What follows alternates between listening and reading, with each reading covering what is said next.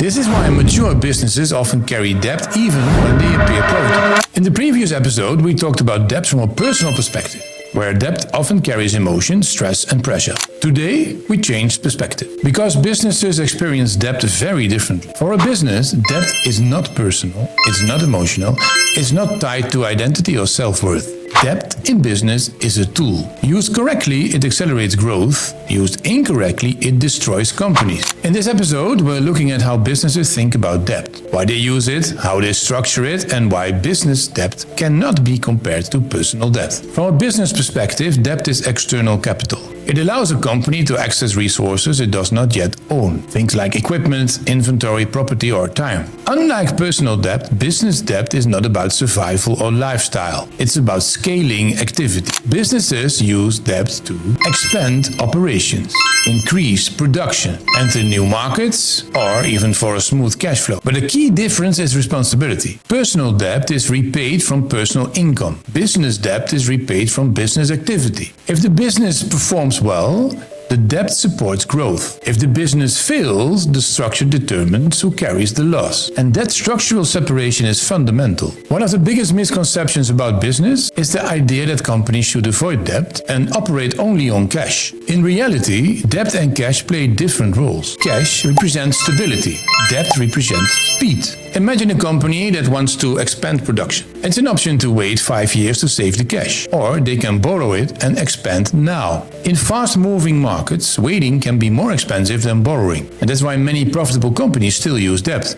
It's not because they lack cash, but because they value timing. Businesses use debt for several strategic reasons. They can use it as a growth acceleration. Debt allows companies to scale faster than retained profits alone would allow. It can be used as capital efficiency. Keeping cash available while using debt allows flexibility. Cash can be reserved for emergencies and opportunities. But ownership preservation. Borrowing allows founders to grow without giving up equity. So from a business perspective, debt is often cheaper than giving away ownership, especially when the business model is proven. This is why mature businesses often carry debt even when they appear profitable. Businesses don't qualify debt emotionally. They classify it functionally. Productive debt, for example, is debt that directly generates revenue or increases capacity. Machinery, logistics, infrastructure. But there's also unproductive debt. That's debt that does not improve earning ability. The difference lies in the cash flow coverage. Can the debt pay for itself? If yes, it supports growth. If not, it increases risk. Businesses that fail usually don't fail because of debt alone. They fail because debt was used to hide structural problems instead of fixing them. Actually, business debt always involves risk, but risk can be managed. This is where structure matters. Businesses separate